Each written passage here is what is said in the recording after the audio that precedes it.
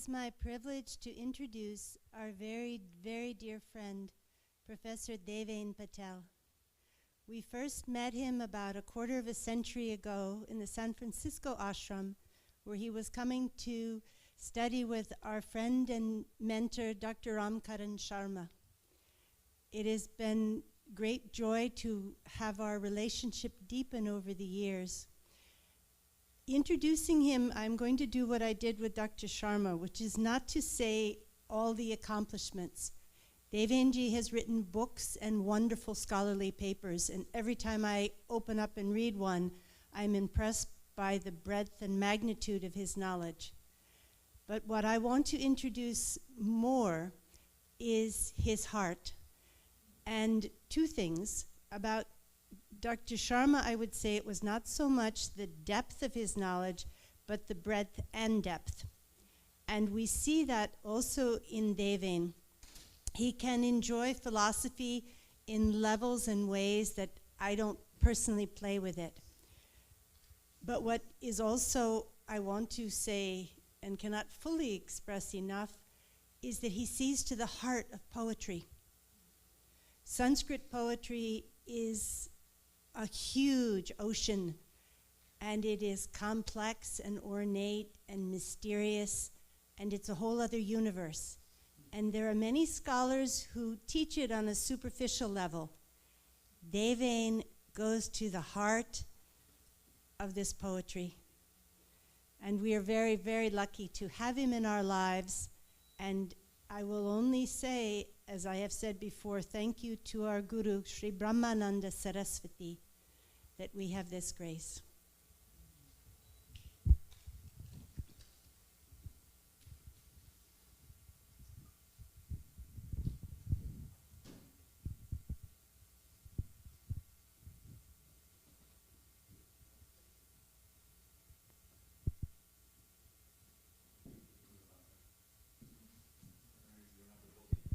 But we'll go stage by stage. Om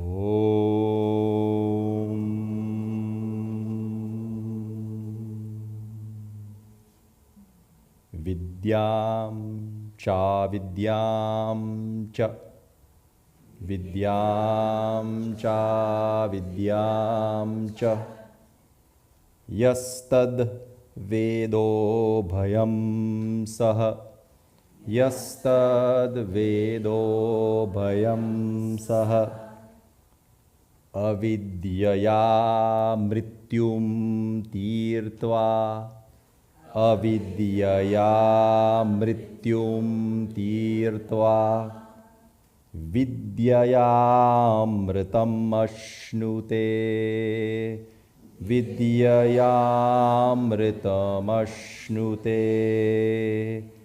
Om Shanti Shanti Shanti Om.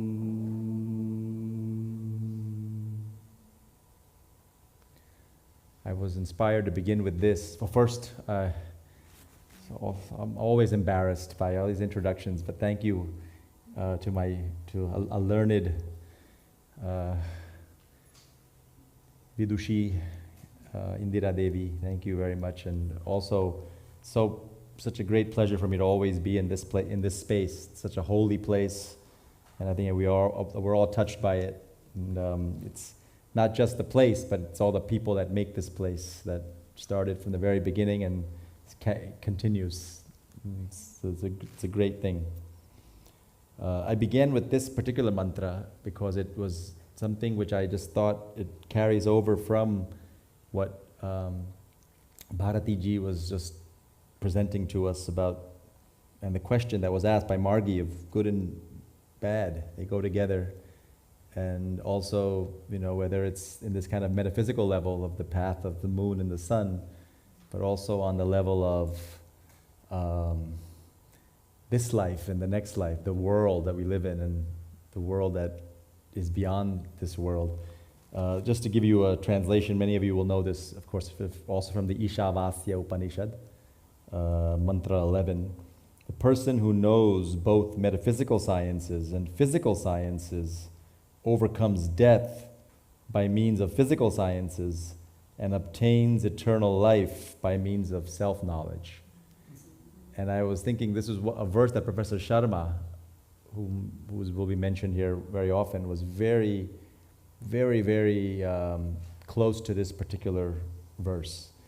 Because, you know, he used to say that the one thing that distinguishes the Vedic view, which shares much with everything else in the world and other views in many ways, is this ubhaya, very important nature of that both vidya and avidya is necessary to really engage with, because avidya is what gets you through this life.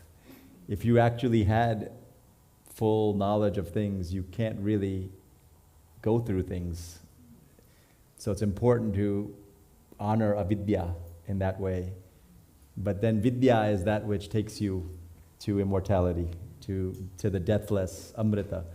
And it's a mysterious mantra, like all mantras in the Upanishads, but something that he really, you know, when he always spoke about the Satyam Shivam Sundaram of things, he was always, when he gave blessings, talked about, may you be blessed not only spiritually, but materially. He was very big on that he wanted everything to be part of your blessing. So that other material stuff sometimes gets lost in our world. And so I thought this was a good segue into the topic that we're talking today about.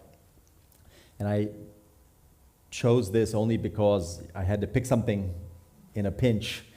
And I looked at the rest of the presentation and said, oh, there's going to be a panel on the Purusharthas and Dharma and Artha. And so Dharma, Artha, Kama, Moksha, everybody knows. Sometimes it's just the Trivarga, right? The Dharma, Artha, and Kama. Moksha is a later development or something which is added on to the first three. And then there's so much discussion in this tradition about what's the relationship of these three. Are they in concentric circles? As some have argued. Is it that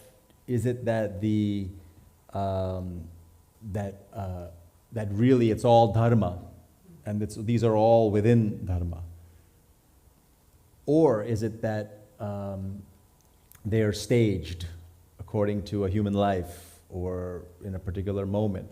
Or is it the level of attachment that one has to objects or things in the world, that Dharma, Artha, and Kama are kind of layered? Many philosophers in the East and the West have tried to unpack this list and how they all interact. So one of the two that I've noticed, and I have the book in my bag out here, but this, you know, I've been reading this Subhashita book, and Indiraji knows because we've been reading it together as well, where it's divided into Dharma, Artha, Kama, and Moksha. So there's verses collected. It's a collection, anthology. Subhashita, Sudhanidhi is the word, this kind of like, you know, treasury of Subhashitas, of good verses. And the fact that an anthologist divided them up into these four categories, sometimes you read them, and this is what occurred to me as I was reading the Dharma and the Artha, like, why is this one in Dharma? It can be in Artha. Or why is this one in Artha? It could be in Dharma. And then it made me realize that that's part of the real investigation for this, you know, that if it was so easy, there would be no reason that, you know, they wouldn't carry these contributions to thought, would not carry that energy if there wasn't some conflict. And some have argued that the conflict is within Dharma itself. And it's something that needs to be meditated upon and brought out through other means, if not the visual or just reading. So anyway, what I thought I would do is, and sorry this is going to be a little bit inchoate, and 2 hours is daunting, so I'm hoping that we'll spend some of this time chanting some of the, not these verses, but the other ones that I will show you afterwards. And that's on that paper, and they're very famous. And this is one of the great contributions to how Dharma and Artha how they live in the mind of a poet or somebody who's thought through these things in a deep way. And that is, of course, our Kavikula Guru, Kalidasa. Kavikula Guru was an epithet given to him, the guru of the family of poets. Kavikula Guru, Kalidasa. That's how he's often mentioned. So why not have him lead us at the end? So I thought what I would do is, and I move kind of quick, so that's why the 2 hours is frightening. I'm used to efficient lectures, so I don't really like to expound. But I love to listen and talk. So that's my favorite part. So hopefully we'll have some of that. I'll start with 5 different ideas that I've just sort of quickly gathered thinking about these two things together. Now, dharma, everybody knows, can mean anything. Lots of things. Complex. We know what it means ultimately, etymologically, as Sanskrit scholars. We know it means something that makes things cohere, makes things hold up, makes things that makes up things, and by extension has all these different meanings, right? Things which make our life possible, ultimately, or make the world possible, or make the things work. It's complex, but I don't want to have a conversation about dharma on my own. So we'll have that if we want to. Artha is a complex also. It can mean, of course, in its most ultimate sense, an object, an objective. It can mean meaning itself, something that gives meaning to things. And usually what gives meaning to us in the world is things and relationships and power and all these things that we think about. What gives us meaning on the worldly plane? So that's Artha on some level. So you can see how Artha and Dharma could conflict. In fact, there are shastras, Dharma Shastra, Artha Shastra. The Artha Shastras, some people speculate that because we didn't even have a clean text of this giant Shastra, and it maybe was founded late and it was conflated with other things, because, a culture which has been so heavily fixated on Dharma is the idea of Artha is often on edge. You don't want to deal with it in a deep way because there's just something which feels conflicted about things in the world and things that we recognize are problematic, are obstacles to what we're looking to, where we want to go. So it's interesting. The textual histories of these texts are also conflated, Dharma Shastra, Artha Shastra, and then there's battles between it, but we can discuss that also. So one thing that I came across when I looked at some of these verses was that because you could read them as Artha or Dharma, it made me think that Artha and Dharma don't really exist as separate entities. That they kind of exist in a single, if you will, life stream. And different contexts really are opened up when one looks at the very same thing about how to think about it from an Artha point of view, or when to think about it from an Artha point of view. Time, place, context are very important in that interpretation, and when to think of it otherwise. So that's one idea that maybe we can explore about them being part of a singular life stream. Another thing is that there's a constant struggle, or if you will, dialogue between Dharma and Artha. And some will argue that dialogue is within Dharma itself. So there's only Dharma. The Artha is actually within Dharma. There's a dialogue in there. And others will argue that no, we have to approach it more dually. All of our Vedanta comes in here, dualism and non-dualism. Is there one, and how do we account for diversity within that one? Or are they separate? And then in that case, how do we find a way of harmonizing them and understanding them as one or different? Then there's the idea of this, I mentioned the circles, that Dharma is sometimes on the outside, if you will, and Artha can be on the inside, sort of like circles within circles or matrices and systems, and that sort of, whatever analogy or metaphor works for people. And there is no grand theory of the moral, but that things are ethics and ethical behavior in the world is something that's very fine-grained, and it's very difficult to identify something very stiff and grand, if you will, that covers it. And maybe that's one reason why Indian philosophy, it doesn't really have a separate field of ethics. There's no such real field. There's new books on it now. There's books on Buddhist ethics and on Hindu ethics and all these things that are happening now, but they always have to extrapolate from what exists. There is no separate thinking that ethics is somehow a separate field of thought. Even Dharma doesn't quite match up to that, but something. And that's one of the reasons, so the idea, because I think there's a kind of a rejection of a categorical universality, that there is such a thing as the ethical. It has to be somehow played, and the Mahabharata, of course, which is why it's such an important work, and the Ramayana, are really the great crucibles to explore Dharma.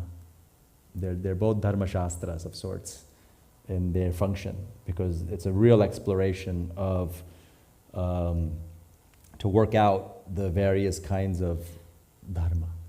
For example, Vedic Dharma, just performance of yajna.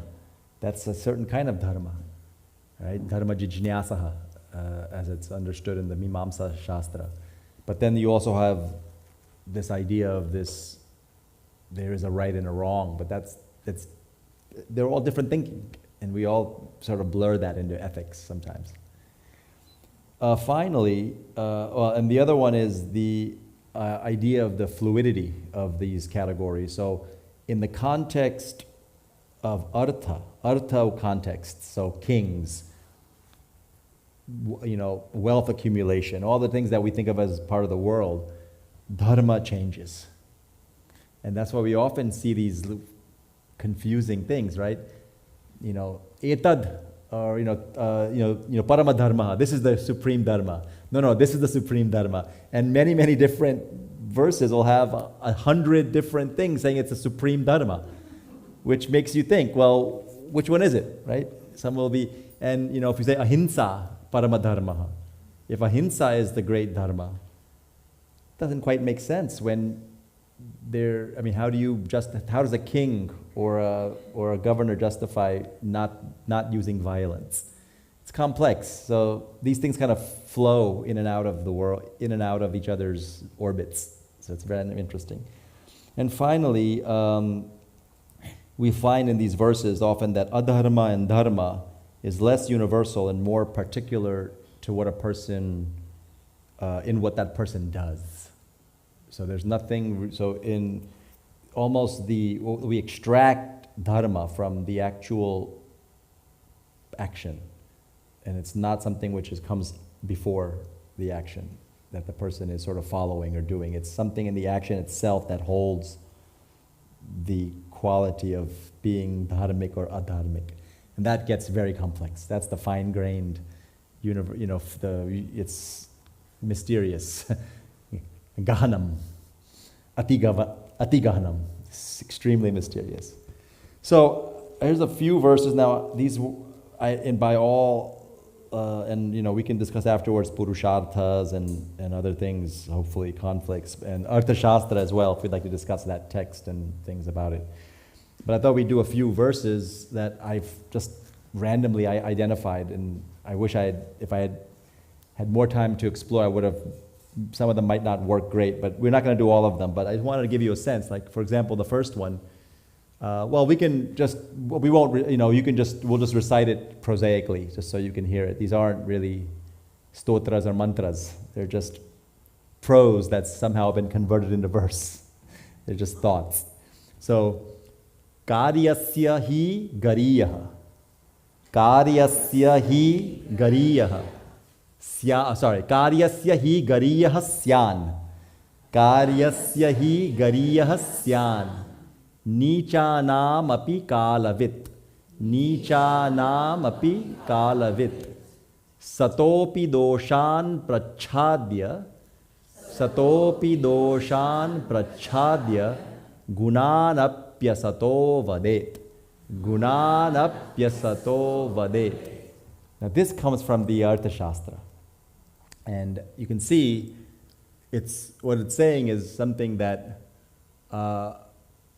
what should be more important of that, well, I'll just summarize. I'm not going to try to do the translation here. It's just too much to get the words right. But the basic sense, you can tell that Kalavit, right, the one who knows context, time, place, and purpose, right? This is, of course, the sign of often a Buddha. They say that the Buddha knows when it's appropriate to do what. They are masters of time, masters of place, and masters of purpose and context. So the action itself is always governed by that deep knowledge, right? So that person knows when to, even of somebody who's, you would think would be, adharmic or unethical, Nietzsche, low, adama. Even of that person, sometimes you can, satopi dosham, sometimes you have, even the,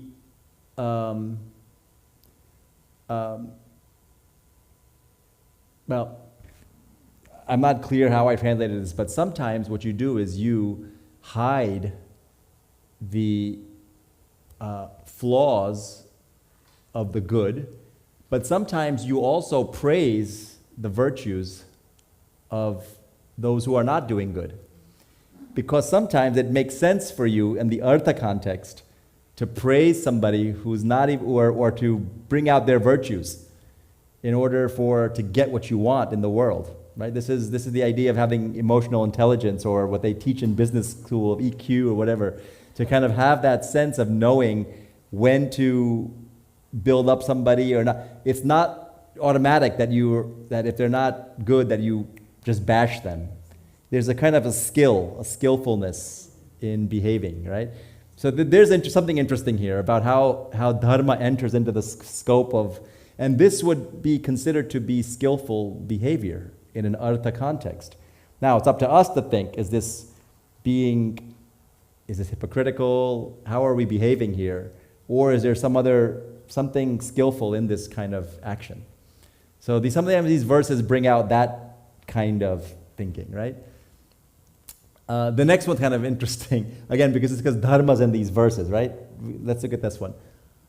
Adharmaha kshatriyasyaitad, adharma kshatriyasyaitad, yad vyadi maranam grihe, yad vyadi maranam grihe, yuddhe tu maranam yat syat, yuddhe tu maranam yat syat, Sosya dharma sanatana. Sosya dharma sanatana. So that last part, this is from the Mahabharata, I think, but so you could see, because that's a common refrain in the Mahabharata. Esha dharma sanatanaha. This is the eternal dharma, right? Esha, this is the way things are, truly, the eternal truth. But look at this one, right? So this now, very interesting, right? And this is where the context part, or the person part, I thought comes in a verse like this. So this is a basic translation. It's sort of a dharma for a warrior to die of a disease at home, right? The thing which would be almost sought after by others, right? That this is the best way you can possibly die, in your own bed, at home, at a ripe age. Like, it doesn't get any better than that, I guess, for death. But it's actually adharma for a warrior to die like that, right? He should be dying in battle. This is very interesting that dharma enters into this scene here, right? This is not the way we think about dharma usually, but there it is. The next one I'm not going to even mess around with. This is from the Mahabharata also, but this is something about the sword, and again, it's the same theme. But maybe if we can go down, this last one I wanted to just quickly go over this. Let's recite this if you can see it. Dhairyena yuktasya sata, dhairyena yuktasya sata, shariram natu shiryate, shariram natu shiryate, arogyat tu sharirasya, arogyat tu sharirasya, sapunar vindate shriyam, Sap punar vindate shriyam. So, this one is, again, this idea, we think of this word dhira. In a dharma context, a dhira is usually, we think of, what is the famous verse from the Bhagavad Gita? Stitadihi kim prabhasheta kim asita vrajeta kim. Right? This is, does anybody remember the verse, the whole verse? From the second book. Stitadihi kim prabhasheta kim asita vrajeta kim. That's the second part, right? What's the first? Anyone? All right, I don't remember. It's okay. But that's stitadihi, right? That somebody has a stable mind, but here, dhira. This is from the Artha section as well. The idea here is that somebody who has dhirata, who has steadfastness, they're actually considered to be, that's actually a dharmic thing, because that kind of composure of the body that doesn't get injured, that stays healthy, can now go get success in the world. Right here, dhairyam, the goal of dhairyam is so that you can succeed in the world. It's not we think of often the dhira, that the body is there so that you can practice, and that's also kind of success, that you can practice more to free oneself of connection with the body. But here there's a sense that they're using the same language of dharma, of dhirata, but that dhairyam is really to succeed, to get success in the world. And so this is interesting, right? So it's the idea that they don't get injured, natu shiryate, right? Their body is not injured when they're steady, and the steadiness is also of mind. That the reason to be steady is so that you don't injure your body. So concentration is not for, as in the book 2 of the Bhagavad Gita, to become a yogi, but it is of a certain sense a kind of a yoga, right? Yoga, of course, on most levels also means action of some sort, being able to join into some kind of action. So this is like to be successful. You need that quality as well, not just to free oneself from action. Anyway, something interesting. So this is the last part, right? Sapunar vindate shriyam. That's the person who finds success. Shri, the shriyam. Arogya tu sharir, because of having a healthy body. So, anyway, this was something which, essentially, this is actually the majority of what I wanted to present to you as far as just the idea of it, and we'll reiterate that form of these thoughts. And I'd love to hear some ideas from everybody. Yes, we can start right away. Margie, please. Sorry, I'm just wondering. Just wait for the mic. Oh, sorry. Hold on, the microphone coming.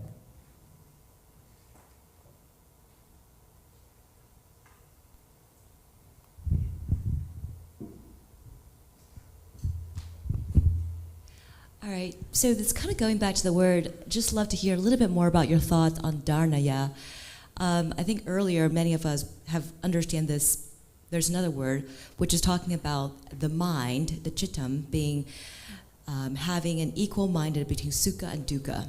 So talking just specifically on the mind, and I'm wondering these two words overlap. How do they relate in terms of concept? The word dhairya. Yes. Yeah, I mean, I think that's the whole. That's the point that's the point that I was trying to make, is that word dhairya, often, of course, it has that wide sense, right? Being steady, being steadfast, is often, we often see it in contexts of being in the middle between sukha and dukkha, as you say, samaloshtaka anchanaha, a lump of dirt and gold is the same for somebody who has dhairya. They don't get swayed by one thing or the other.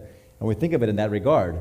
But here, in a context where you're actually trying to get gold, the question is very good. Where would dhairya come? But there also the idea becomes that, I think the idea there is that in the context of the spiritual context, in the kind of dharma context, if you will, dhairyam is not it's not defined by that objective. It's a particular attitude and a particular way of being which can be then directed towards that particular objective in that case. But in this objective, which is to acquire success, that quality is still put to use. So there, again, it opens up that sense of, is this really a singular life stream? That they're just flowing depending on where and how you're deploying or energizing that particular attitude. So, this is, of course, a conflict. People discuss this with meditation, right? People who practice shamatha or samadhi or concentration practices. They're often, that in and of itself, and the spiritual traditions often are, point this out. That quality in and of itself is not enough. I mean, but it's certainly often a prerequisite of some sort to have stability before how one directs it. That's some more mysterious. What guides Dharma, right? Some people, have that wonderful, concentrated, powerful energy, and they're dynamos in the world. They're worldly dynamos with that quality. But that won't take away. It may take away certain kinds of suffering, but not others. So it's interesting how that works. But I don't know. That's beyond my scope of presentation. I don't know if I can fully explore that, but others maybe have more insight from practice. Yeah, over here. I'd love you to expound more on that. But aside from that, the word battle. Now, could it be considered that life is a battle, not necessarily on the battlefield, and in which case that it could be not a dharmic for a warrior to die or to leave their body in a physical battle, but in a just really engaged in life in a way of trying to. If you can expound on battle and really go into that word. This is a wonderful question you ask, and this also takes us back to where these verses come up. Because it's an anthology, it's dismembered, right, from wherever the poet was writing in a particular poem. It's just grabbed and thrown into a box. And of course there's compositional logic of that box, that person, the anthologist who's finding it. Sometimes it's only the word, right? They like the word dharma and it fits, so they throw it in, or they like some like battle or whatever. And it might be, but in the actual lived worlds of these verses, in other words, all these things are about an actual lived world. Human beings who've thought these things, poets who are articulating the thoughts of a culture. And one of the things that we see regularly, of course, even in the name, right? Jinnah. The Mahavir, Vardhamana Mahavira is called a Jinnah. So is the Buddha, Siddhartha Gautama, because they're spiritual warriors, right? The conquerors. And that Arjuna, Bhagavad Gita. And so I think that's where you're also going. And I think there's a certain kind of natural cultural flow into that thinking that the battle is just, and this is of course Mahatma Gandhi's interpretation of the Gita as well, that it's an internal spiritual battle, and that warriors, and it's not about war in that way. And these verses open themselves up for that. You're absolutely right. Now, here you can completely interpret this with that adhyatmic interpretation, that it's not really about that. But you can see that this is the beauty of the Artha and the Dharma not being seen to be always in conflict, that it has to be one or the other. That sometimes, you can actually read one into the other. And you can also not read one into the other if you wish not to. There's no greater example than the two major interpretations of the Bhagavad Gita. One was, of course, Mahatma Gandhi's, which was about that this is symbolic the war, of the inner battle between, the forces of inside a human. And someone like Lokamanya Tilak, who was another sort of freedom fighter during that era, who in his interpretation of the Gita also composed a commentary, said that the Gita was a call to arms against oppressive, exploitative rule. And they could both read that into the Gita, which is, of course, the Gita is the ultimate Dharma Artha text. And that's why it's complex and why we keep reading it. It's not something which is, if it was just a single, a fiddle with one string, we wouldn't really, care to play it, Thank you. That it flows with the concept in Indian music of shrutis, which are this really refined movements of notes between the notes, and I see a correlation here, how it's so organic. It's not like rigid, like yes or no, white or black, good or bad. Can the same mood or rasa be? Is that something which the way when people theorize the music, do they think that there isn't a singular corresponding, if you will, sense to any particular shruti? Can it be seen as, can certain ones be seen as sort of rich in their complexity? Well, it has to do with the context. And it has to do with how you move into the shruti, from what angle, from which direction, all the infinite variables of how you move in and out of it. It's just so complex. So it's not an easy answer.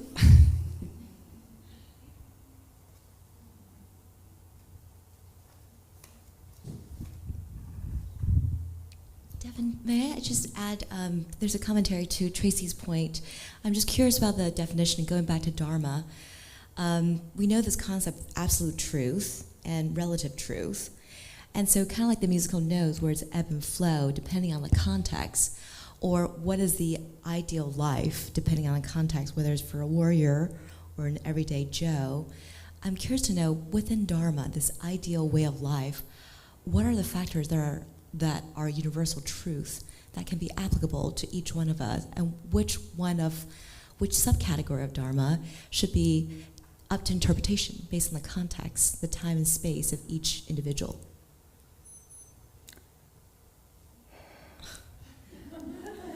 That was not intended. Vyasa, right, who composed the Mahabharata. You remember the story of Vyasa in the beginning, when this is one of the, now it's unclear whether it's what version and critical, all the scholastic stuff notwithstanding, just thinking about the tradition, that he had Ganapati, right, become the amanuensis, the scribe, broke off his tusk to write them. But what were the conditions of that were given in both the presentation of the Mahabharata by sage Vyasa and the recording of it? Anybody remember? He was only going to tell it once. You had to tell it through completely. You couldn't stop. Okay, so you only say it once. Thank you. It should be continuous and uninterrupted. Why? Because at every juncture of the story, you can stop and ask the exact same question you asked, right? Like, wait a minute. So, is this? What does this mean? Is this the way we're supposed to do it? Like, what's the truth here? And they knew that you cannot really tell this story by stopping and thinking about this on the one hand, but also I think it's also the mysteriousness of can you give it the microphone? It's also the mysteriousness of the topic. And I think you're quite right that I think that's why they're resisting the universal, but they constantly use it in the language. Esha sanatana dharma. This is the eternal dharma. Parama dharma, ahimsa, they're always using this kind of dramatic language. This is the supreme dharma. But if you have 100 of those, and sometimes they conflict, what is it really saying? It's really trying to get at this problem. It's not like it's not interested in the problem, but it's just not interested in giving you it's because it knows that there is not that answer. It's also, that's what's true of life, that it's continuous. No matter how many times you think you're pausing in life to think something through or ask yourself a question, life doesn't stop because you're just thinking. It keeps going, it's continuous, it's one thing, and it doesn't stop until it stops, until the story's done. Yeah. I think it's interesting what you said at the beginning about in Indian philosophy and culture, the focus on Dharma, as opposed to ours, where there's much more of a focus on Artha. And even there, I would say in Western culture, there's a big focus on Artha. And that there's a different way that they can get mixed up. And with the focus on Artha, there's more of a tendency to want to try to define like ethics or absolutes. That this is good and this is bad, but the most important thing is to keep going and accumulate whatever wealth or status. But then there's a different kind of mix-up that can happen, where you can think that that Dharma and Artha are conflated again, where the Dharma is Artha. It's just interesting, the difference. I would slightly put it a different way, like in the sense that first of all, I don't think the cultural thing holds. I think Artha is as significant in this.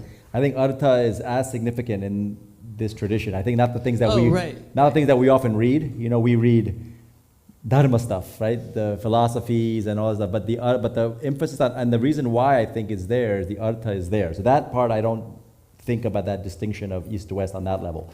But there is a different approach to it. I think they're both coming out of a struggle, because that struggle is the universal part of the energies which flow outward into the world, and all the desires and the senses, as the Upanishads keep talking about these horses, and then there's also the bridle, which pulls back the horses, and that's probably the Dharma part.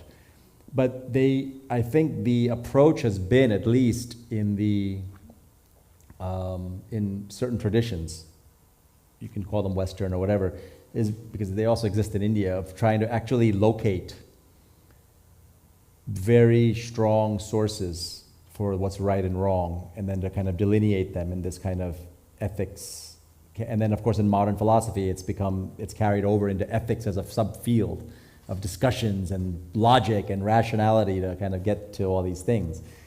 And I think in this tradition, because of this kind of recognition of the fluidity of things and the difficulty of actually organizing it around a rational discourse completely, it's sort of been back and forth. And so there is that rational aspect, we call the Dharma Shastras, which try to deal with things in a deep way. But then the reality of what the Mahabharata does, what anthologies like these do, is really throw it all open.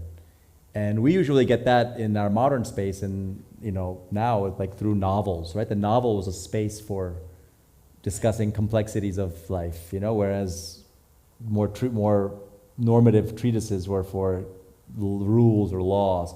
So I think that conflict exists in all these. But I think there's a certain wonderful blend of how Dharma and Artha are negotiated. Yeah, I would agree. It's a little bit different.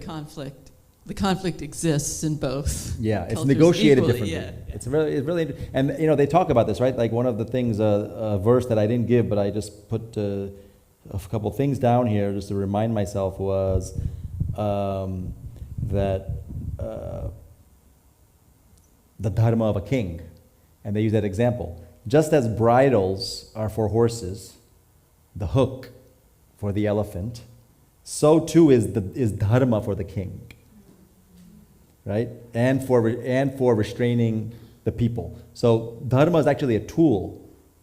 So the king is really now the controller, sort of the legal, the kind of dharma manager, who, just as you pull the bridle back on the people or on the horses, he pulls back the people.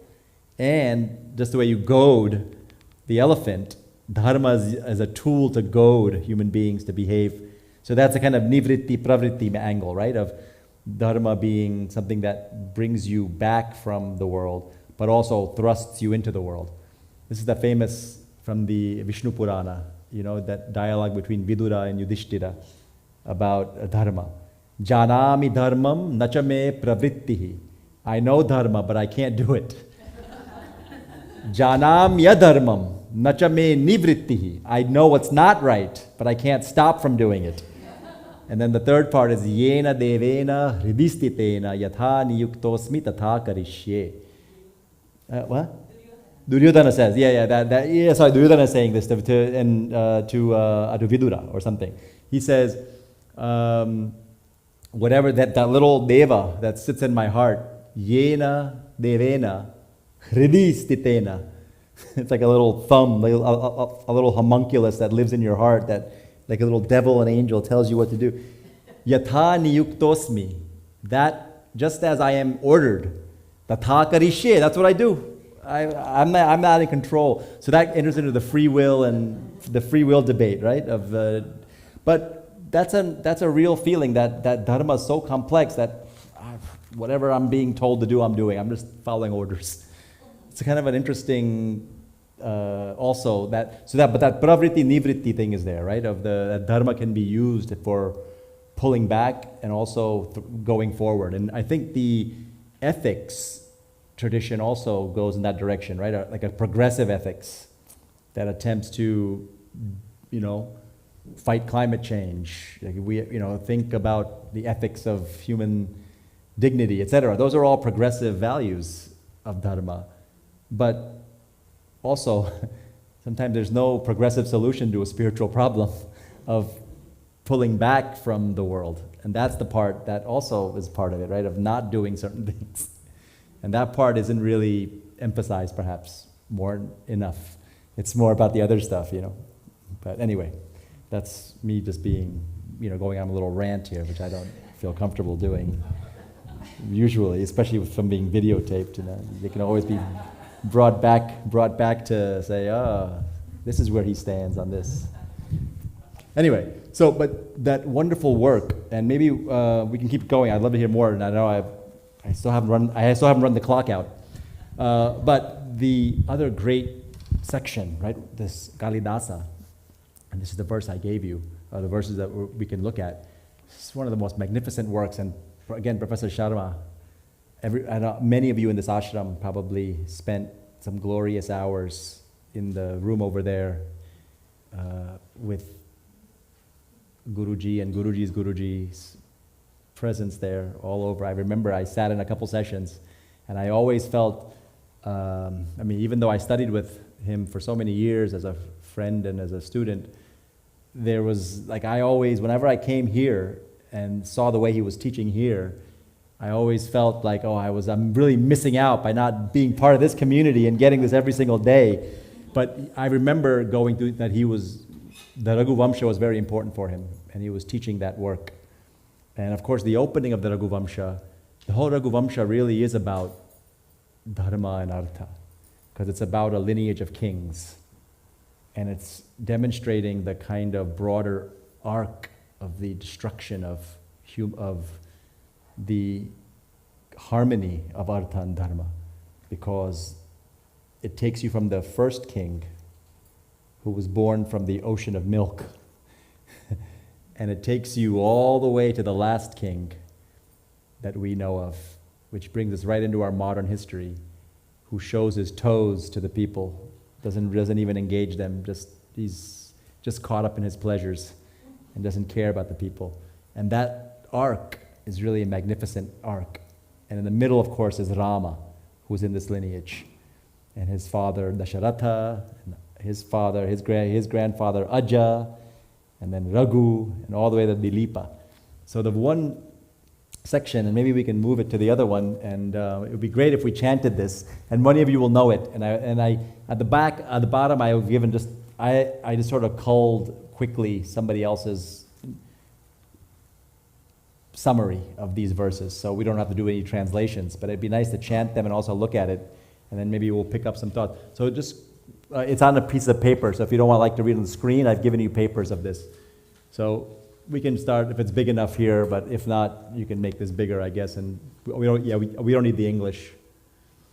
So Would somebody actually like to lead these? Because this, everybody knows this text, it's the shloka meter. I would really love it if somebody would volunteer, or who has a microphone, or would like to just take us through. I know some wonderful chanters here, but I want to put nobody on the spot. But if somebody would like to take us pada by pada, it would be nice.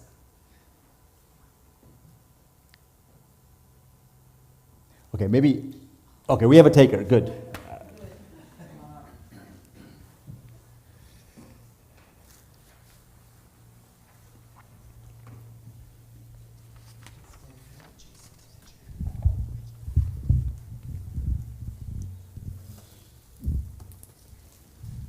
First, kayena vacha manasendriyairva buddhyatmana va prakrite swabhavat karomi yadyat sakalam parasmai narayana yeti samarpayami. In short, I beg your forgiveness for any errors. Yatha vidhi hutagninam Yatha vidhi hutagninam Yatha kamarchitarthinam Yatha kamarchitarthinam Yatha paradhanda Yatha paradhandanam Yatha kala pravodhinam Yatha kala prabodhinam Yagaya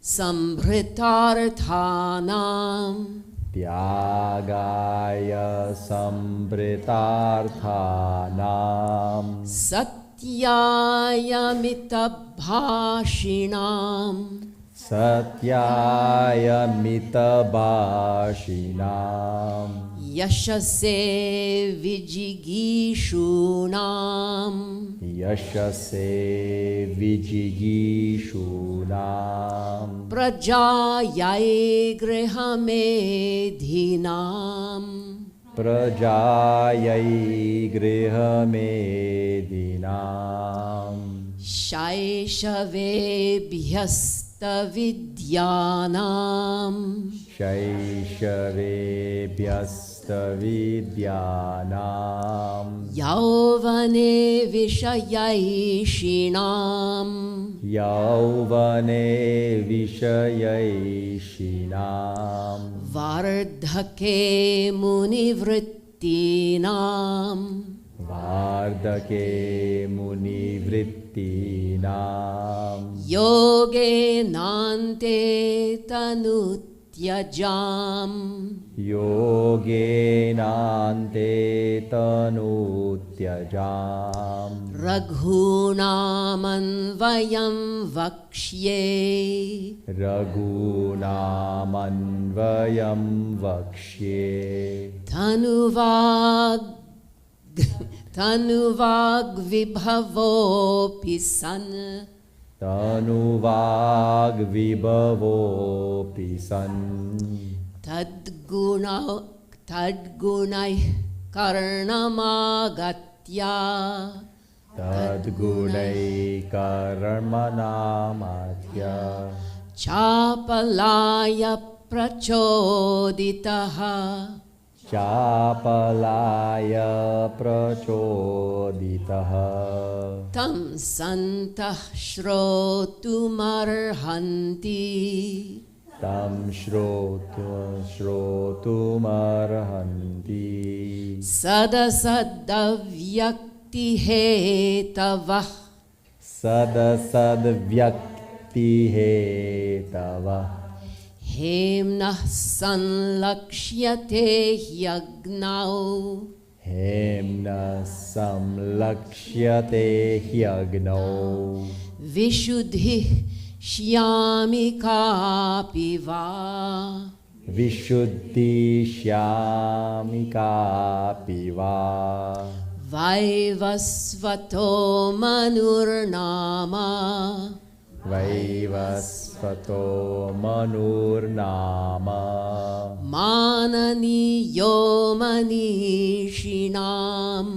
Mananiyo manishinam. Asin mahikshitamadyaha. Asin mahikshitamadyaha. Pranavaschandasamiva. Pranavaschandasamiva. Tadanvaye shuddhimati prasutaha. Tadanvaye shuddhimati. Okay. Prasuta shuddhimataraha. Prasuta shuddhimataraha.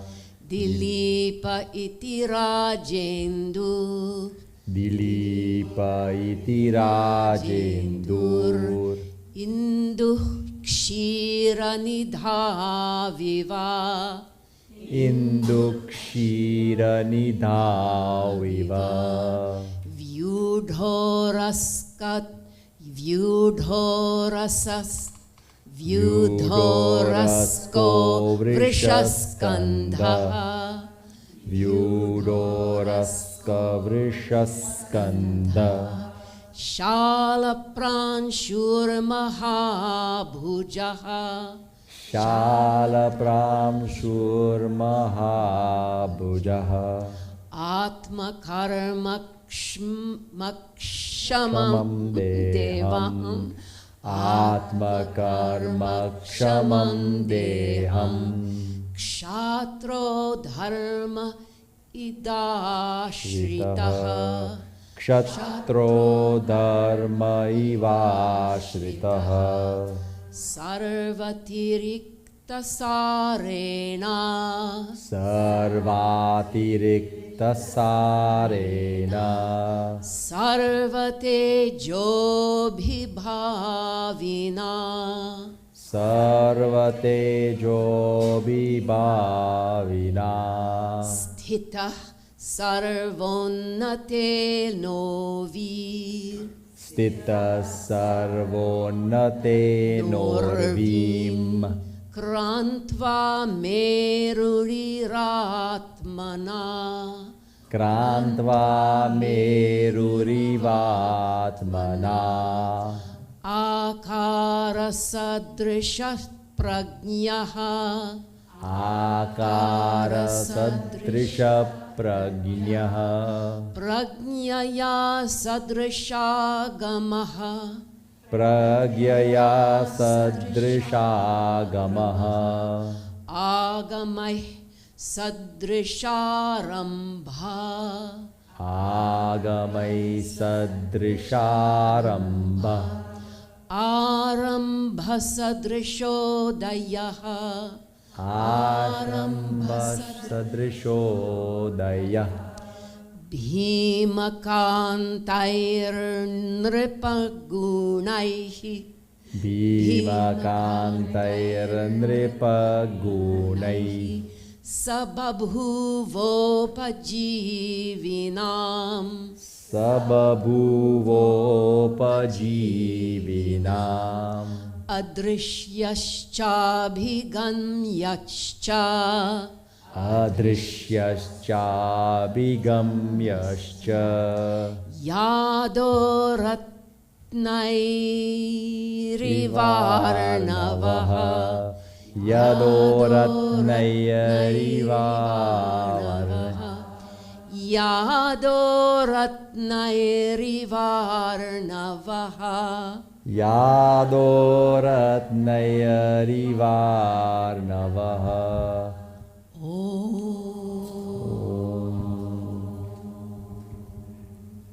Sadhu, sadhu, sadhu. Thank you for. You can see why I didn't want to do it, because it's just breath. It takes your breath away. So many words you have to recite. Thank you. So, just to, we can talk about the last one. Of course, is very nice, right? That the king has both qualities of being frightful and being approachable. Just like the ocean, which is full of jewels and sea monsters. So again, the harmony of what the attitudes are, right? Again, it's kind of conflict. So I'm just going to read this out because it's not exactly a translation. It's just a hodgepodge, but just to give some sense of what we just read, right? They performed all religious duties. This is the kings, the Raghu Vamsha, the lineage of Raghu. They performed all religious duties prescribed by the Veda, and they gave to all who asked. They punished according to the crime. They stayed vigilant to what was needed at the right time. They did everything at the right time without procrastination or hesitation in doing things. They did everything in life too at its proper time. There's a lot of repetition. Whoever asked them for anything never had to return empty-handed, provided they were deserving subjects. They earned wealth with the motive to sacrifice and use it to help others. They practiced bountiful charity so that no one remained poor or needy. They talked very limitedly so that they always spoke the truth. They knew the power of words and never misused them. They pleased the learned ones by giving them all that was required to help them lead a prosperous life and concentrate on their duties. They won over others by their spotless reputation and greatness as a result of their dharmic values and not by war or violence. They annexed territories and expanded their kingdom as it was their Kshatriya dharma and not because of greed for land. They were scholars in law and knew how to investigate and interpret dharma correctly. No question of postponing or missing out on something. They married and led a grihastha life, not to enjoy the pleasures, but only so that they could beget good progeny and thereby continue a dharmic ruling line and repay their pitru rina, their debt to ancestors, which can be repaid only by furthering the dynasty. Sorry. You can see this is not my words, but I wanted to just give something. Their childhood was devoted, and this is the Shaishave, we saw these verses. Their childhood was devoted to earning knowledge and acquiring life skills. This is the brahmacharya phase. This is again the varnashrama. Their youth was devoted to grihastha-ashrama, living as persons of the world, discharging one's duties, both worldly and divine, and enjoying the rightful pleasures of life. In old age, they renounced the material world and spent their life acquiring jnana that would release them from samsara.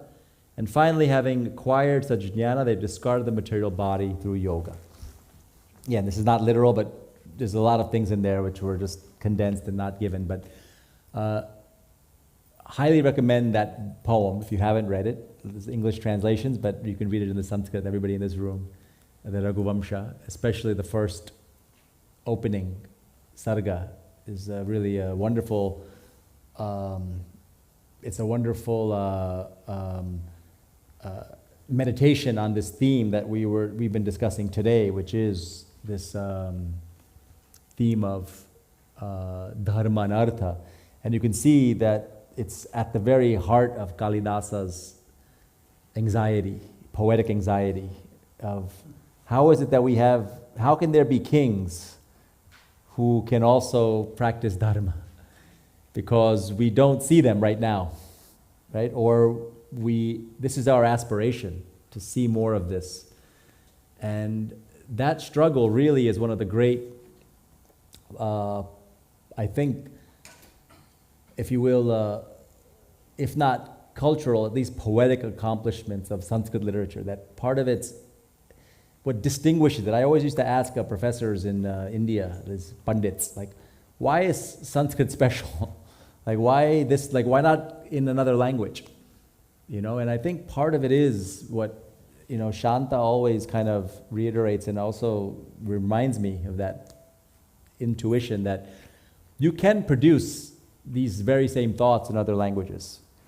But there really hasn't been as much done in that regard. And it's not something that feels natural to the language. Sanskrit is somehow it's always struggling with this of how do you lift up a theme which is dealt with in every language, which is the theme of how do we negotiate the world with our life.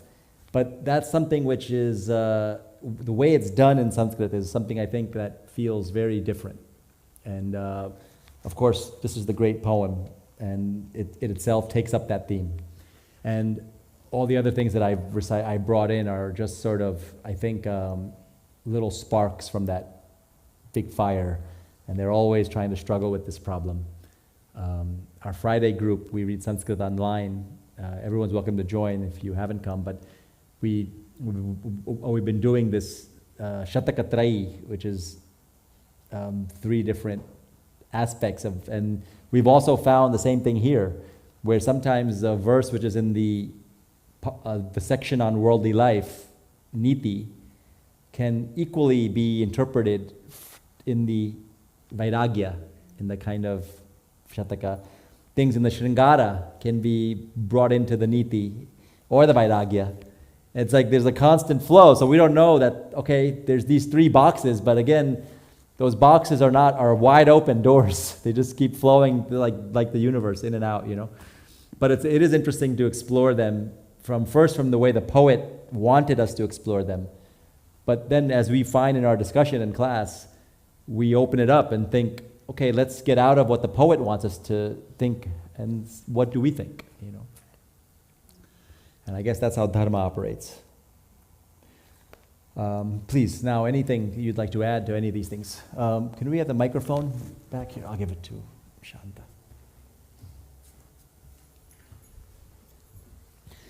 And it would be also good, because I know that there's other programs along this theme that are coming up, so maybe if you'd like to forecast them. Oh, I just wanted to add, I should come over there. Yeah, please come. Yeah. Forgot about the tape.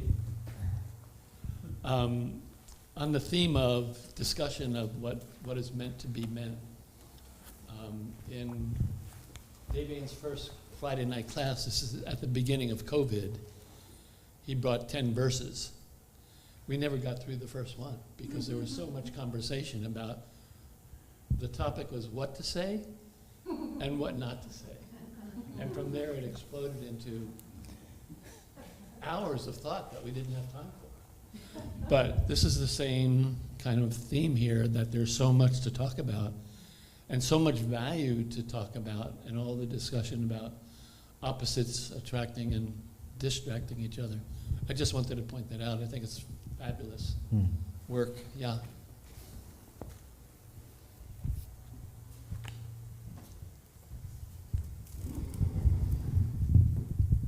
So I have a very open-ended question, that it's so open-ended you can do anything you like with it. But I was just thinking in terms of, you have read so much Mahakavya, and that is one of your fields.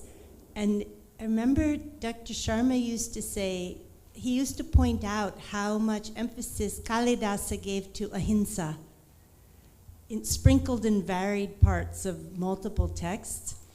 And it made me wonder if you would comment a little just on what pops into your mind, nothing definitive, but what pops in terms of how different writers of Mahakavya, what their slant was toward what piece of Dharma they considered more interesting, if anything comes to mind. It's a wonderful question. I think, ahimsa, we could have lots of thought and discussion. Kalidasa, of course, sometimes you can tell by the plot. A poet chooses a certain plot, and you'll feel the same topics be filtered and presented through that choice. So I think of Kalidasa, of course, the Raghuvamsha is really about the king, about good governance and ideal social and moral life, in the world. So of course, ahimsa, it will be very big, because in the Arthashastra, this is one of the reasons why the Arthashastra is always kind of confusing. It confuses the Dharma, because it's often encourages the king to do what's necessary to create the conditions for dharma, which could mean violence, right? Or the threat of violence. It needs to be there in order for dharma to prosper along one line. And that's what the Arthashastra kind of talks about. But of course, Kalidasa and others it's not exactly a truly comforting thought that is, and so the beauty of this poem is that it tries to present ways in which the two can harmoniously work. And one of these verses that I can't remember the exact verse, and I wish if Professor Sharma was here, I would be ashamed because he read this verse many times. I typed it out many times. I've had to memorize it many times, but I can't remember it. I think it's from the 7th Sarga or somewhere where he says that with the mantra of Vasishtha and the arrows of, I suppose the Raja there was Raghu, it's in that section, I'm not sure which chapter it's in, there's nothing that can't be accomplished. And verses like that were something which Professor Sharma really took to, just like this Ishavasya Upanishad mantra, that both are necessary. The ability to kind of harness the two together in a profound way is what produces results. And so I keep thinking that's Kalidasa. Now just quickly, the two other Mahakavyas, now there's many Mahakavyas, hundreds, 300 of them at least so far, and then the modern period is producing hundreds more. But we think of the other two big ones, the Panchamama Mahakavya of Shishupala Vadam and the Kirata Arjuniya. Both of them are from the Mahabharata, and both of them are about war and fighting. So their Artha is really explored, and Ahimsa is really explored in a deep way, as that a good king has to sometimes bury what is Dharma for most people, which is not being violent. But it also speaks of it in a way that is not arguing for chaotic violence. It's a very carefully constructed arguments about when violence is appropriate and how it should be delivered. Kalidasa mentioned this briefly here, right? He says, the punishment fits the crime, right? If we go further up, we can see this in the very beginning. He says, all the way up. He says, Yatha parada dandanam. So they were those who gave out punishment, danda, according to the crime, aparada. And they knew about the time. That is, they were vigilant about what is appropriate at the right time and what is not appropriate, which is very different from a kind of clear, but that's if you already have that dharmic background that you can discuss, and so I think that's generally and a lot of the other Mahakavyas often give advice. So the Kirata Arjuniya is very famous of giving advice about when to hold back, when to have discretion and when to strike. And that's almost directly pulled from the Arthashastra thinking, And same with Shishupala. Other poems like Kumara Sambhavam and Naishadi Charitam are about love, right? They're a little more complex, about the complexities of love and the energies there. But there also ahimsa is brought in because they often think about the kama also as involving a kind of violence in the sense of there's struggle in not only the individual. The struggle becomes about desire and the quelling of desire, but also between and among in relationships. There's bound to be conflict. So there also ahimsa is explored, but it's explored in often other, in similar ways of how that can be negotiated and managed as well. So I think the Mahakavya, the ahimsa, comes out again depending on where it's being, what context it's occurring. That's how I can answer that briefly. It wasn't so brief. Yes. I think you'll need the microphone for the purposes of live streamers. Namaste. I just wanted to ask you, you mentioned Ishavasya Upanishad's one of the shlokas which kind of delves into it. Which one would that be? Well, in this book I recited, it's I think it's number 11.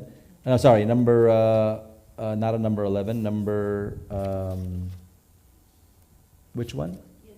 It is number 11 from the Ishavasya. Yes, yes. I'm exactly. So it reads, Vidyam cha yastad vedo bhayam saha avidyaya mrityum tirtva vidyaya amritamashnute.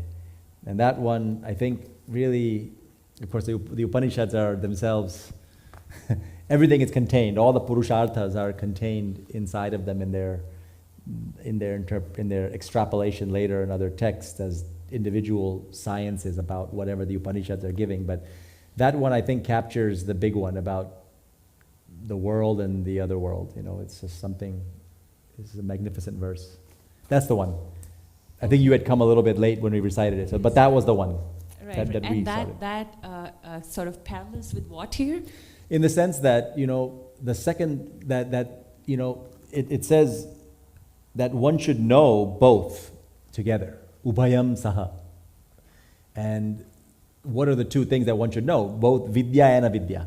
So in some level, I think of that worldly life is sort of like avidya, in the sense that, but it says that you should respect it, right? That you need that to get through this world. So you need the shastra, anartha. You need to know how to succeed and get through this life through avidya, even though you don't have the true understanding of things. But then vidya will bring the deathless. So I think I thought about that constant management of those first two purusharthas, the objectives of, but anyway, that was just the idea. And also, you know, Bharati Devi's opening presentation of Ishavasya Upanishad verse also was speaking about the two paths from the moon to the sun, and between the moon and the sun, and both of them were linked again with two different experiences of the same life entity. And I think Artha and Dharma, one of the arguments made in the beginning was that they belong to a singular life stream. That Artha and Dharma, even though they're often conflicting, they can, because we can read Artha verses in Dharma ways, and because we can read Dharma verses in Artha ways, what does that tell us? That tells us that somehow it's a matter of seeing them either as conflicts within themselves, sort of like the gunas of Sankhya, or we can see them somehow as one within the other, or something. So there's something related about the two, because the Upanishads, I think the argument still is that these are not, that vidya and avidya can't be two different things, ultimately. But yet they manifest differently in our experience, somehow. Thank you.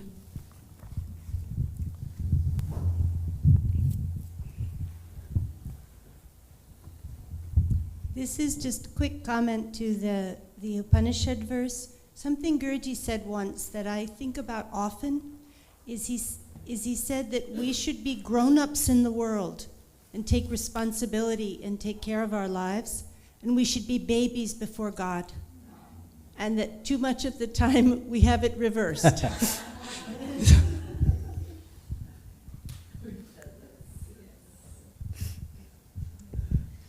Hi, thank you. I want to add one comment that just keeps, there's a quote that just keeps bubbling up for me, and then I have some questions about Kavya. But there's a conversation between David Bohm, the physicist, and Krishnamurti, where he's saying, to me, it's like the epitome of dialectical thinking, that small truths are truths in which the opposite is false, and large truths are truths in which the opposite is also true.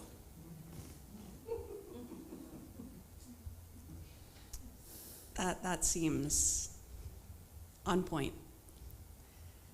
And now questions. For the tone of Kavya, you said earlier in passing, like, the narratives are generally blah, blah, blah. So are the poems are generally narrative? All the poems are, if you know Greek, drama or poems, they're often almost, either they're drawn from well-known stories, like the Mahabharata or the Ramayana, and then they're kind of explored very carefully or differently. Or they are invented plots. So they could be contemporary plots, or they could be taken from some story cycles or whatever. So the plots are always, those are the sources for plots. But once you choose a source and choose an angle, then that somehow, I was saying, conditions how you deal with this big truth that you mentioned, right? Because Mahakavya is only interested in big truths. And I think that's why the conflict, and that's the beauty of Mahakavya. People, often it's like, because it's presented like sugar for the ears, right? You have these beautiful tunes, metrics, and tonight we'll listen to some for Shakuntalam. But they're so wonderful sonically that you can just leave it at that, right? It's like the mantras we sing. We can just leave it, just hearing it. We don't need to explore too much the meaning. And Mahakavya gives it to us in that form. But what makes it Maha often is also that it's long. It's not interested in just giving you a quick sugar snack, right? It wants to give you a long, extended experience of some big dessert. And it's really, but it's some painful truths are within that. All the conflicts that you're talking about are in that. And sometimes we, Kavya is one of those things which is a handmaid into philosophy also, right? Because most philosophers were kavis, and most kavis are all, deeply knowledgeable about the philosophy. So they kind of, it was a question of medium for them. So many thought that Kavya was like, speaking of the grown-ups and the kids,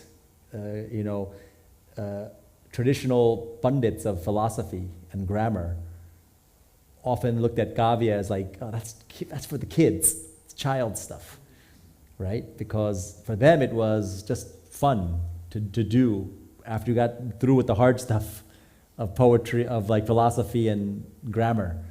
And so they used to often give verses that would kind of, sometimes ease the burden in between things.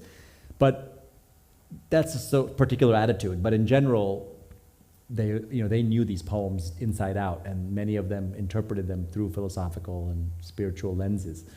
So they're just, it's hard to say. It's one of those things where it's just a wonderfully unique tradition. People call them court poems because they're long and they were performed in courts perhaps, but that's not a very good way of thinking about it, because many of them were not in courts. They were also, people composed these and people still compose them.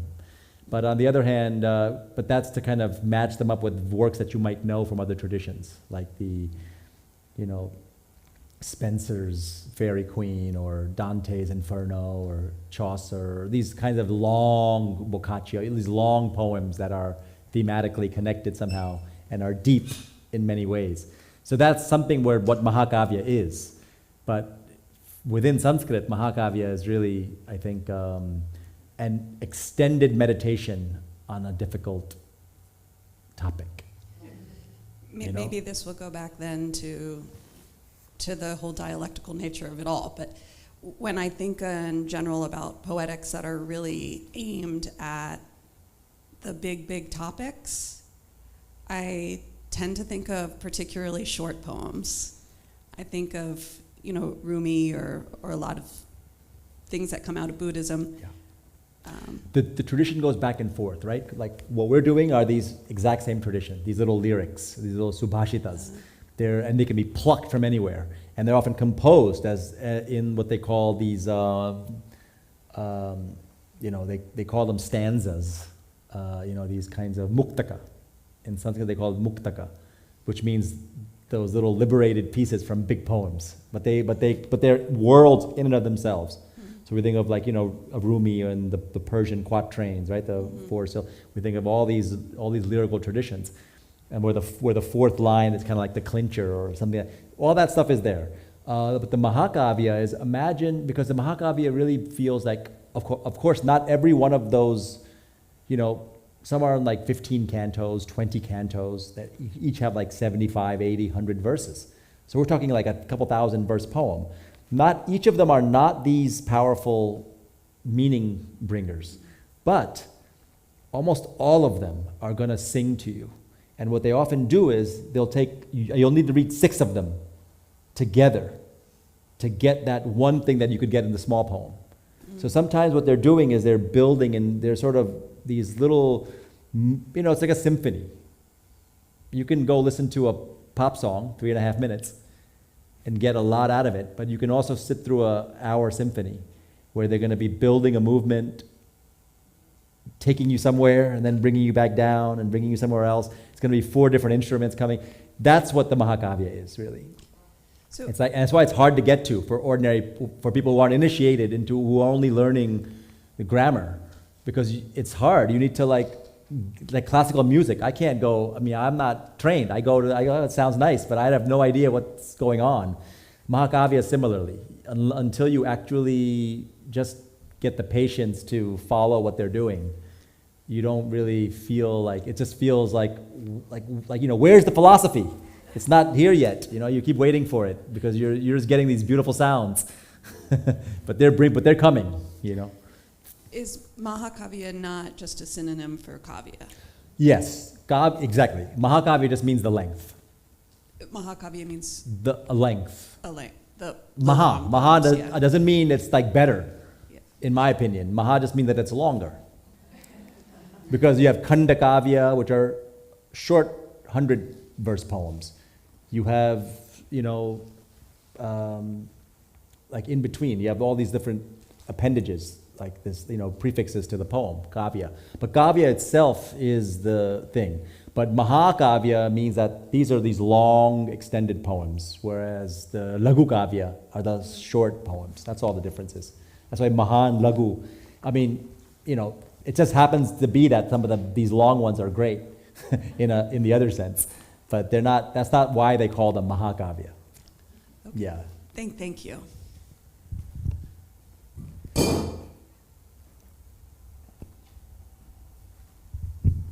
Deven, that you also sent me a draft of this article you were writing, and you had a great sentence in there on how verses in Mahakavya sort of defined easy translation.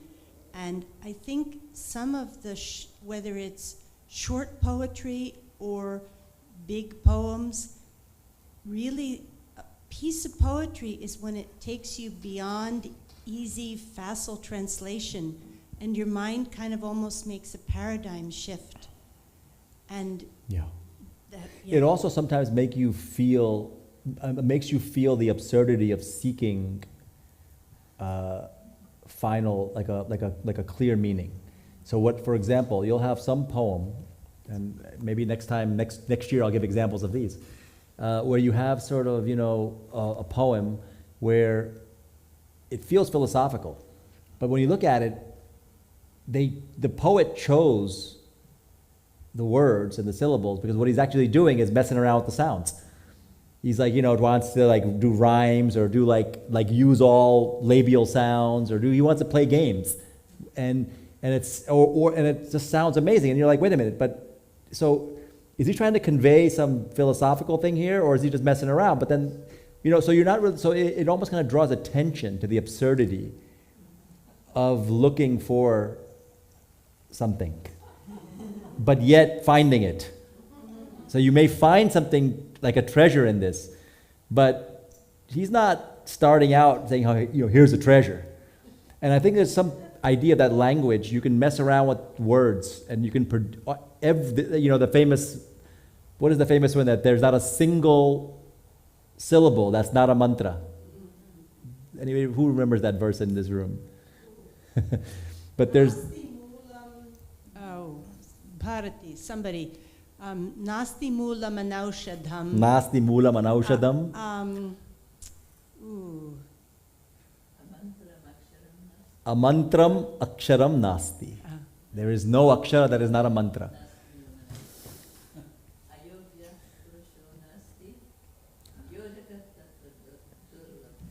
The yojaka is durlabha. Getting the person to put the two together is the hard part. But there's nothing intrinsic that's not already available. And some of these poets have that attitude. They have the attitude like, it doesn't, we're just putting sounds together. And that's why I think there's a certain kind of conflict, if you will, a playful, wonderful conflict between the philosophers and the poets. The philosophers are emphasizing meaning. They don't, and their poet and the philosophy comes across as just plain, boring Sanskrit. Very easy to read. Once you get grammar, difficult to understand, but easy to read. And the poems are sometimes difficult to read, but the meanings might not be what you're seeking. And you wonder, there's some game there. There's some, I think, feeling there about, doesn't matter. All this meaning stuff, you're just like chattering in your brain. And it's just about the beauty of expression that counts. Because there's no syllable that won't give you meaning if you're looking for it. You already have the meaning. You don't need to go to a philosophy thing to find it. If it gives you pleasure that way, great. But here's another way to get pleasure from the same thing. So there's something playful there that I sense, between these genres, that they're not, but we put a lot of seriousness into it. And that's why one of the reasons why Sanskrit, the tradition, and Professor Sharma exemplified this, was that it's like sometimes the dialogues that Sanskrit is put into in Western scholarship are kind of incomprehensible to people who do Sanskrit. They're like, oh, okay, so now we have to study these things in this framework, because that's the framework that's been used to study other things that people are familiar with. And it's wonderful to do it because it opens up new vistas for the Sanskrit.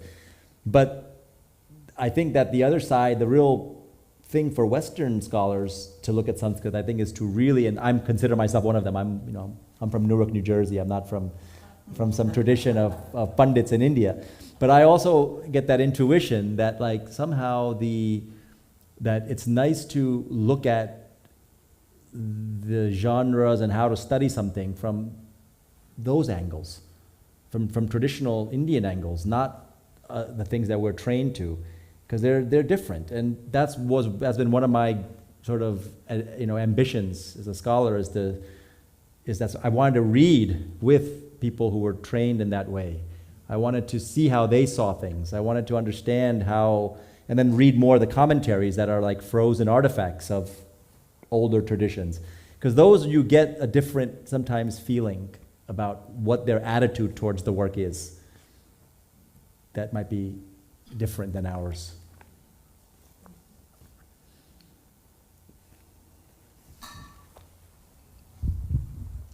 That's why I recommend commentary reading to all myself. I just love reading the commentaries. Thank you. That was a lucid and fascinating talk, really. This will kind of come up in what we're presenting today in a strange way.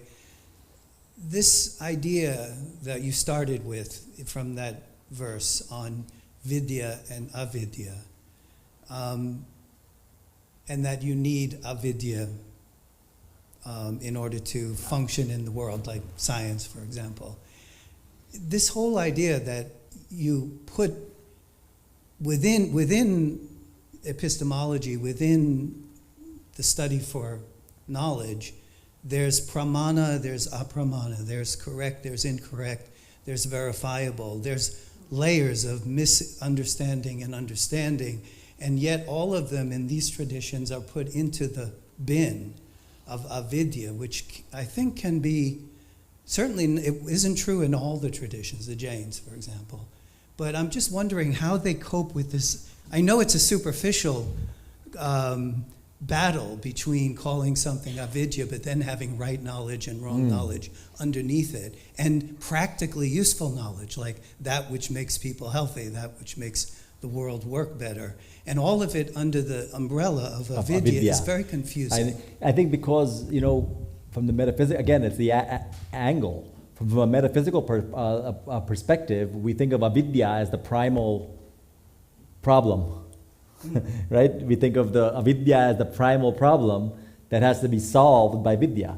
But that's the metaphysician's, that's the person who is seeking the highest, the ultimate. And would that thing. only come out of a tradition that has some notion of Maya?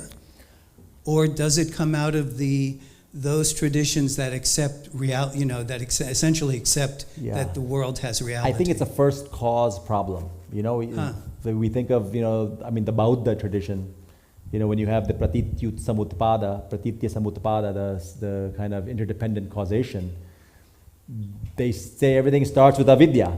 But they don't tell us, well, where does avidya come from? Where's that?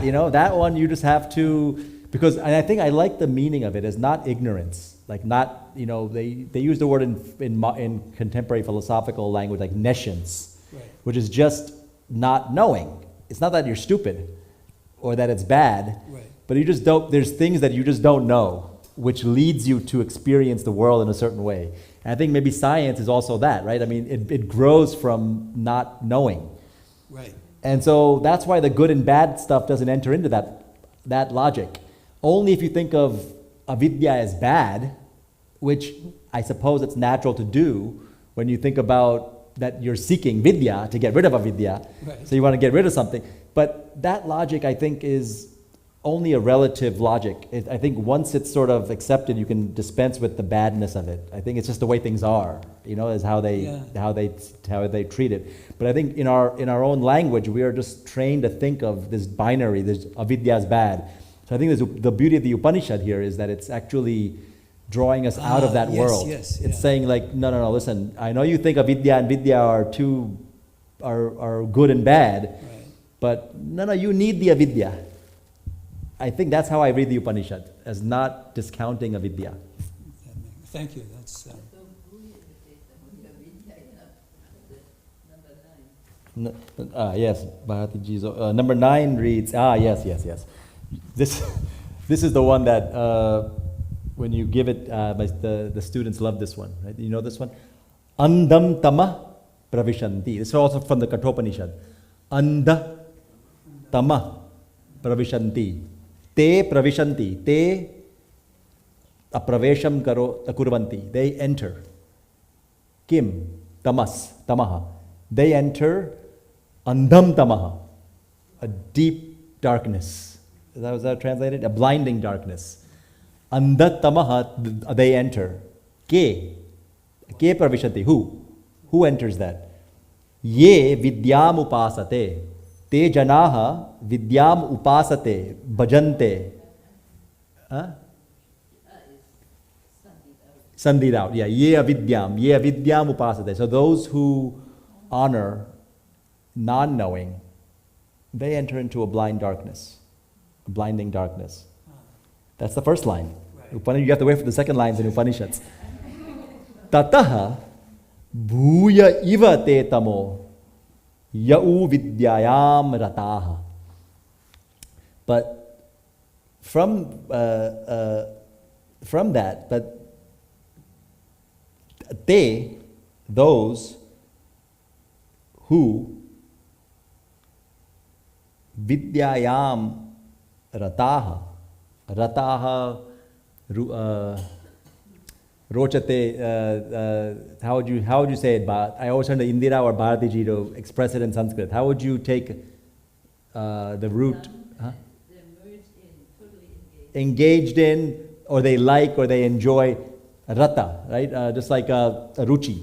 So the idea that somehow those who are totally engaged in vidyayam, in only vidya, te bhuya iva te tamo pravishanti.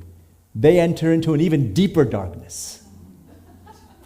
It's amazing. They enter even into a worse darkness if you're just totally attached to so this vidya. Upanishad really addresses this apparent but maybe superficial conflict. So it says, if you get attached to science, you're going to fall into darkness, and if you get attached to metaphysics, you're going to get into a deeper darkness too. So I don't know where it takes us from there, but that verse is very important. Isn't that Carl Sagan had a quote about that? Yeah, I don't know. Please bring the microphone over there. I also want to hear from Bharatiji. Let's have the microphone. Yeah. Yes, anyone know the Carl Sagan quote? Do you remember it? Can you paraphrase it? about how if you study, if you're engaged in the study of only pure science, you will be disillusioned or something. And if you engage in study of life, then you will have more fulfillment. Something to that effect. Does that sound right? Yeah, anyway.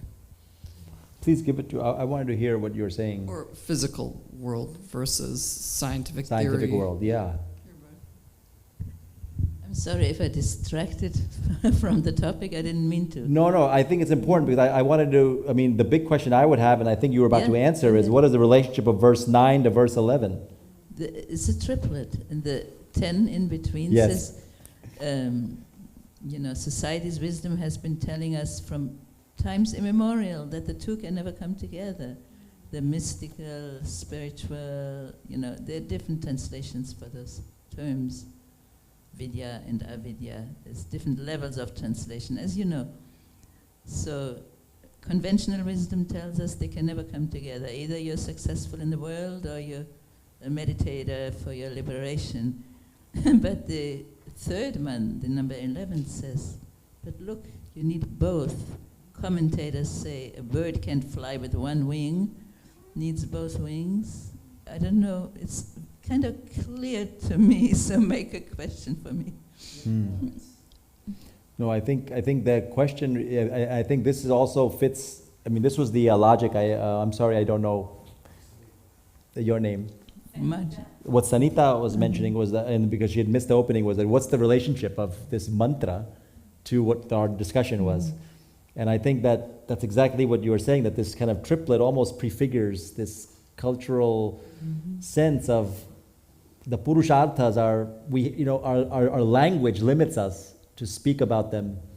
And we sometimes also have a tendency to think about them somehow discreetly. And as you say, from time immemorial, we think of these things as conflicting or different. But I think the Upanishads really challenge us to think about those things, in a deep way. So that's the question, is like, do you think that this Dharma Artha distinction could be a good, a less kind of, the Upanishads only deal in grand things, but do you think that this Dharma Artha thing could be a good corollary to this mantras, these mantras? I like to quote somebody like my guru. He says, the four legs of a table. He goes that far to say that they all are needed for the table of life to stay standing. All of them are equal in that sense, complementing each other. And Guru would refer to the chart of the universe in the form of the tree of Sankhya, which you can see back of the room here.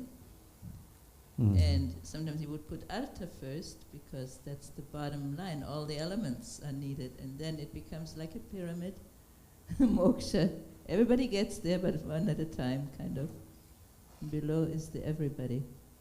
But that's another visual only to show that it's one whole, He often would say Artha, Kama, Dharma, Moksha in the order of starting where we are, Anyhow, it's too much right now. I don't want to go there.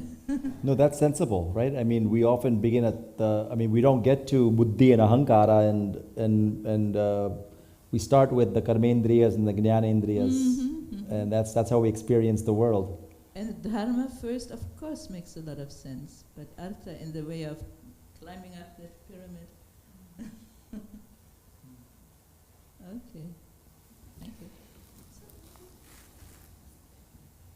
So we have about 5 minutes, I think. I think what's appropriate is that we'll end when we're ready to end. We're not ready to end unless there's more things I would love to hear more thoughts before we close the session. But we should recite these this triplet that we've just done. I don't know if everybody, if we want to pass around the books again, we can, or I think it's better we'll do it bit by bit and we can do it, yeah? Anna, do you have any thoughts about the Dharma and Artha and Vidya and Avidya?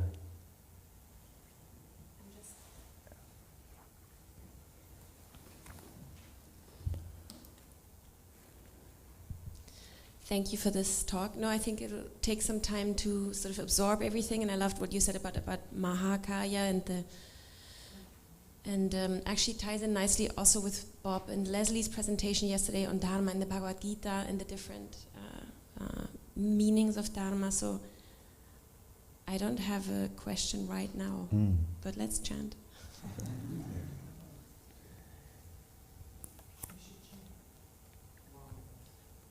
You can keep it, we can chant together. Sure.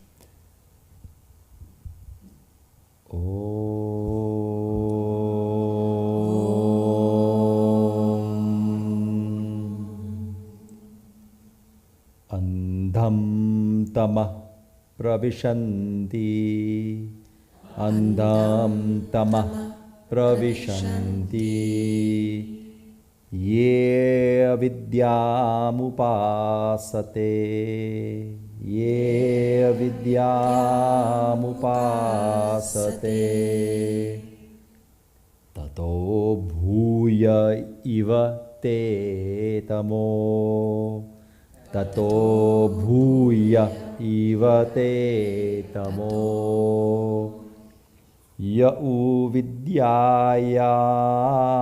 ratah, ya uvidyayam ratah, anya devahurvidya vidyaya, anya devahurvidyaya, anyadahuravidyaya, anyadahuravidyaya, iti shushrumadhiranam, iti shushrumadhiranam, yenastad vichachakshire, yenastad vichachakshire, vidyam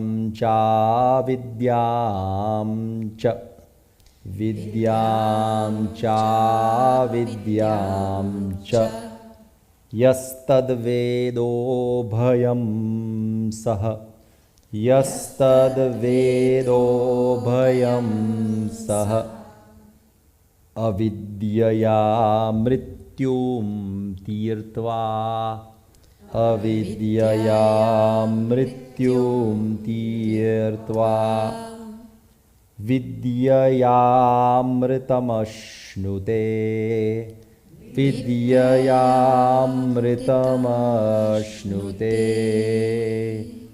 Om Shanti Shanti Shanti